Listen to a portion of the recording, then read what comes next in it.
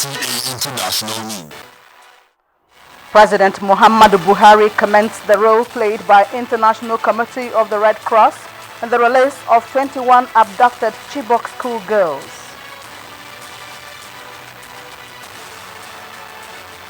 Sultan of Sokoto Muhammad Saad Abubakar III describes religious education as solution to religious extremism in Nigeria.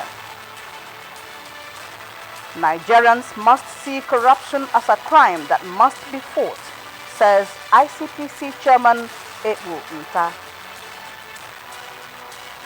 Hello, it's my pleasure to welcome you to NTA International News this hour. I'm Nancy Godi Angunihu.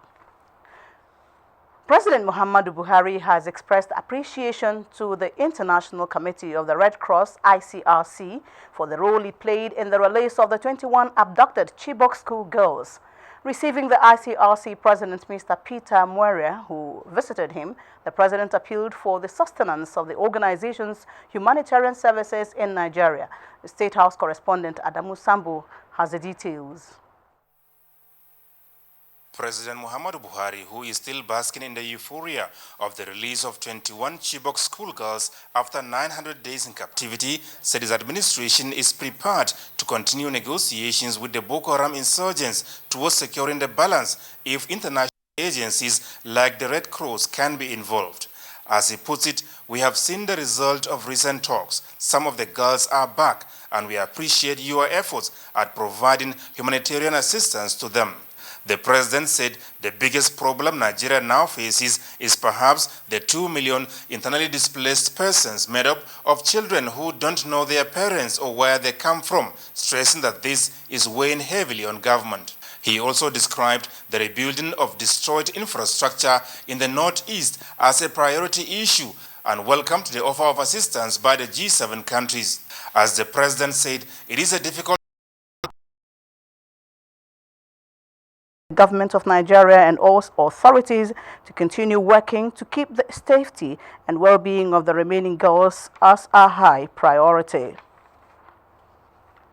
Sultan of Sokoto Muhammad Saad Abubakar III has described religious education as the only solution to religious extremism, which is the cause of violent tendencies among followers.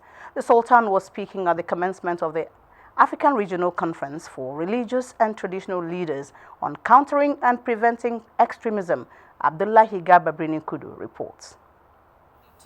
It is the concern of the organizers, the United Nations Development Programme, UNDP, and the International Interfaith Peace Corps, that in Nigeria alone, more than 14 million people were displaced by terrorist activities.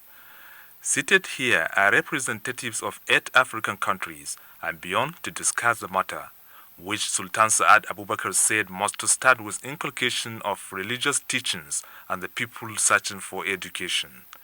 I would like us to discuss the various challenges we are facing. Why are we having problems between Shia and Sunni Muslims? Why? Islam is a way of life. We must discuss on all issues that come up from our religious beliefs, because we use religion as a tool to move forward. The UNDP said the problem is beyond military engagement. As one of the epicenter countries, Nigeria, through UNDP support, has embarked on a program on de-radicalization, countering violent extremism, and migration in northern Nigeria.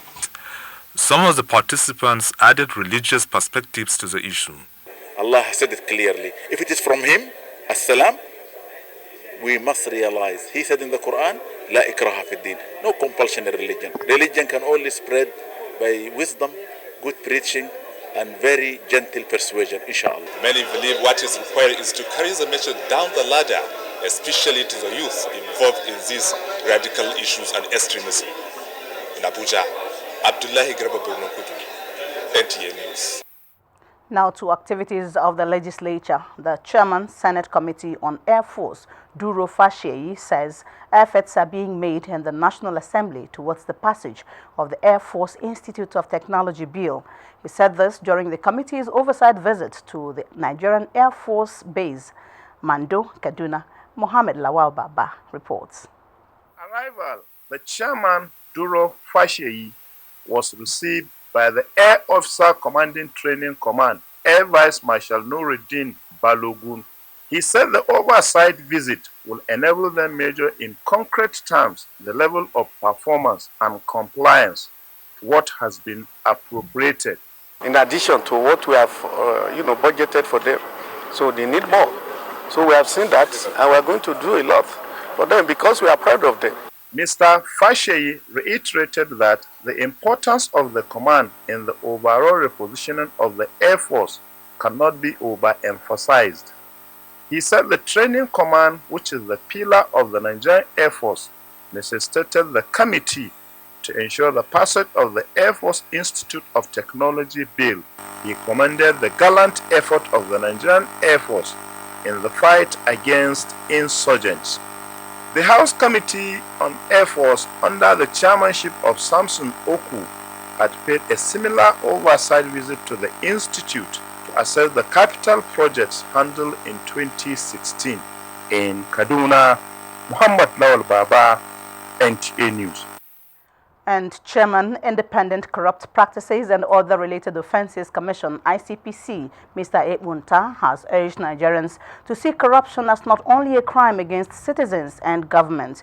He was speaking at Anti-Corruption Leadership Workshop organized for senior executives of ministries, departments, and agencies in Abuja. Idunu Justice was there. It was organized by the Anti-Corruption Academy of Nigeria, a training and research arm of ICPC to build a crop of leaders that will drive the anti-corruption agenda in both the public and private sectors. Kicking off the program, Mr. Ekpo urged ethnic, religious, political party affiliation by suspects to fight government have been identified as the major impediment to the success in the fight against corruption in Nigeria.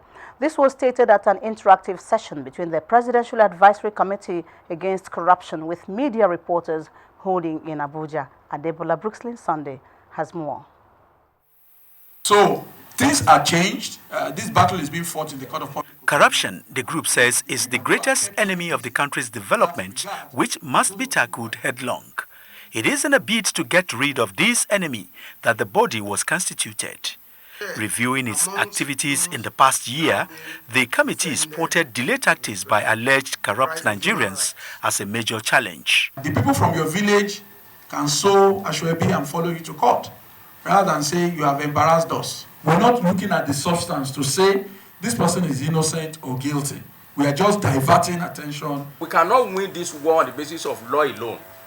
It has to be on re-education and, of course, re-internalization of values of civility. On the recent arrest of some suspected corrupt judges, chairman of the committee, Professor Isse Sage, says it's a welcome development that does not deserve public apathy. A judge should never be guilty of corruption. Once a judge does that, he brings himself to our level and so cannot complain if he's treated the same way you and I are treated. Engineering, technology, and even mathematics as a prop to sustainable infrastructural development. President, Nigerian Society of Engineers, Engineer Otis Anyeji, and Chairman, Board of Fellows, Engineer Chris Okoye, advocated reenactment of the engineering culture of the 1960s, when Nigerians thrived in both locomotive and works engineering. And the engineering method is based on the application of the sciences to solutions of the problems of humanity. 20 engineers were conferred with Fellow of the Nigerian Society of Engineers. Kirian Umayo, NTA News. On the health scene, there is a consistent need to mobilize more funds and other resources until polio is finally eradicated from Nigeria. Vice Chairman, Nigeria National Polio Plus Committee and past District Governor, Rotary International District 9125, Dr. Kazim Mustafa, stated this at a news conference ahead of the 2016 World Polio Day. Health correspondent Rabi Abdallah reports. Since the global polio eradication began more than 26 years ago, Rotary is said to have contributed over $1.6 billion, which in turn has boosted the immunity of more than 2 billion children against polio in 122 countries, thereby reducing polio cases by 99.9% worldwide. As an organization whose members share in the anxiety amongst polio experts following the resurgence of polio in the country, Dr. Mustafa told journalists that the challenge now is to contain the outbreak and boost immunity in affected areas until the virus is eradicated. Rotary challenges everyone, everywhere, to add their voice to polio eradication and engage government officials to commit the resources needed towards final eradication. Events lined up for the 2016 World Polio Day include a symposium and a walk against polio. In Abuja, Rabi Abdallah, NTA News. This is the news on NTA International, reaching you from Abuja, Nigeria's capital. Please stay tuned for more stories after the break.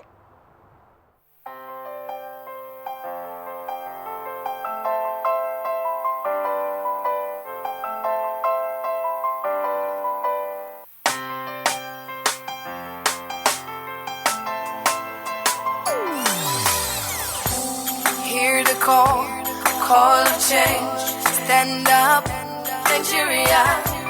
Change is here and it's going to stay. Change begins with you. Oh yeah, make we go.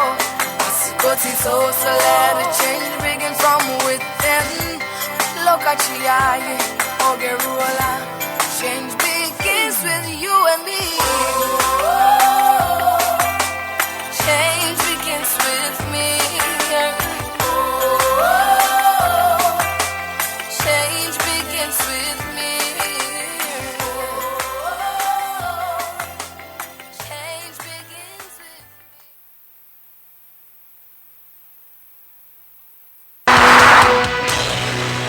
NTA International News. Africa as it is. Thank you for staying with us.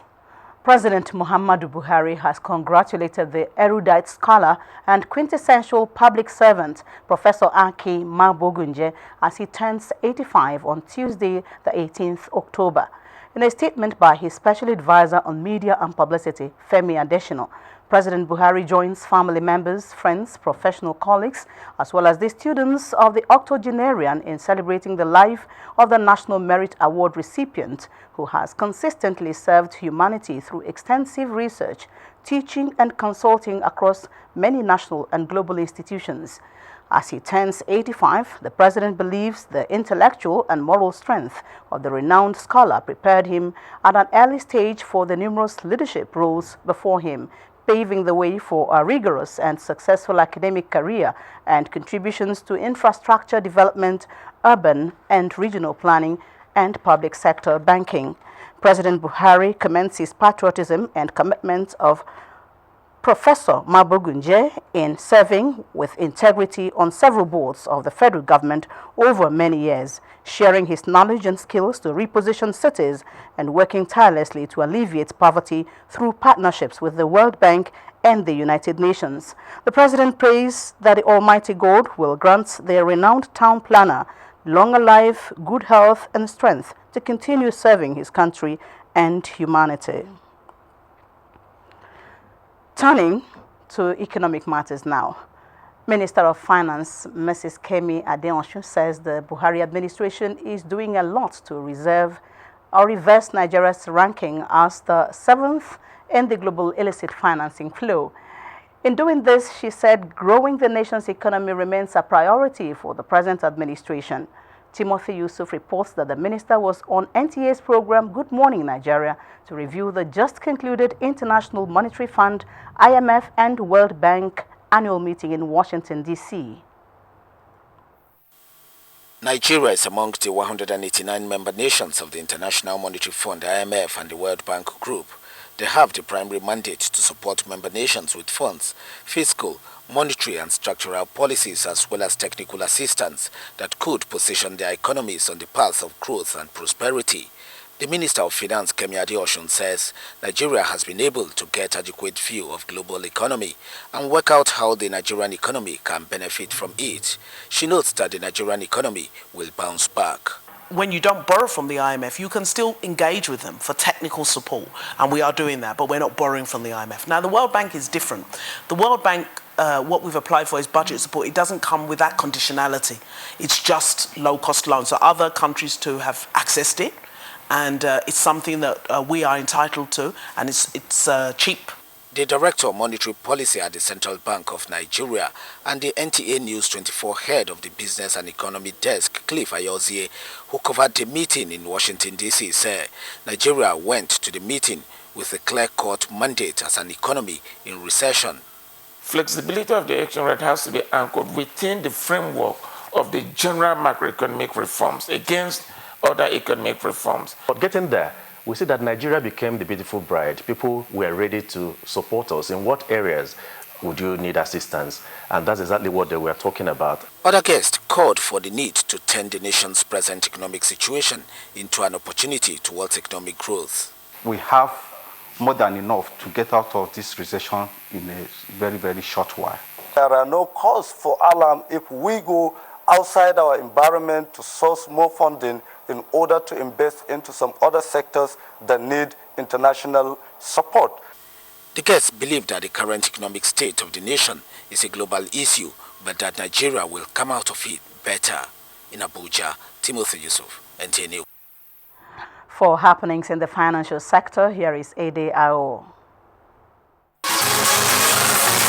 Welcome to Business News. As the foreign exchange liquidity issue continues to linger, banks have continued to review and modify international usage of Naira debit cards. From the Central Bank of Nigeria's directive, bank customers will not be able to carry out cross-border transactions or transactions priced in foreign currency using their Naira debit, credit, and prepaid cards, as they will remain suspended. This suspension only applies to Naira-denominated international cards, while affected customers can request for dollar-denominated credit, debit, and prepaid cards. In another development, Consumer Price Index, which measures inflation, rises to 17.9% in September, 0.24 percentage points higher than the rate recorded in August 2016 of 17.6%. Here is a summary of market activity for Monday.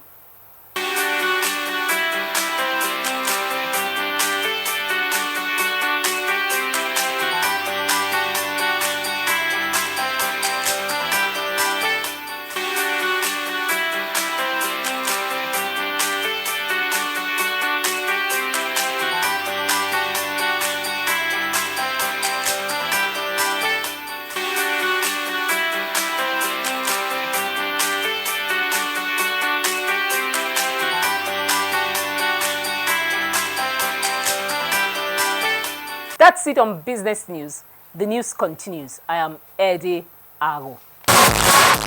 Thank you, Ede. Basi Taiba has put together reports from other parts of the globe. The UK and France are expected to push for strong condemnation of Russia and Syria as EU foreign ministers meet to discuss the war in Syria. The US and UK warned of new sanctions in response to continued airstrikes following talks on Sunday. Reports say the city had endured heavy bombing in the past 24 hours, with bunker-buster munitions shaking the grounds. In reaction, the U.S. Secretary of State John Kerry said crimes against humanity were taking place daily in the city, stressing that it was unacceptable. Gunmen attacked a high-security prison in Niger early Monday. The attack is in a bid to free Islamic militants. Report says the assault was repulsed and one raider was killed. The landlocked West African country is surrounded by unstable states, most of them struggling with Islamic insurgencies. A report from China says China has launched 2 men into orbit in a project designed to develop its ability to explore space. The astronauts took off from the Satellite Launch Center in Northern City.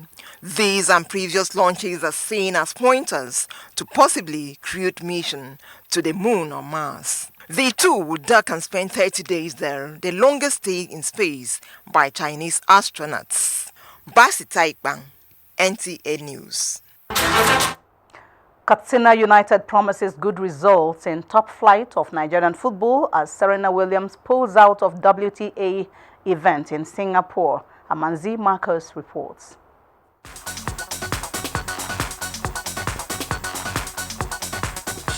Management of Katsina United Football Club say they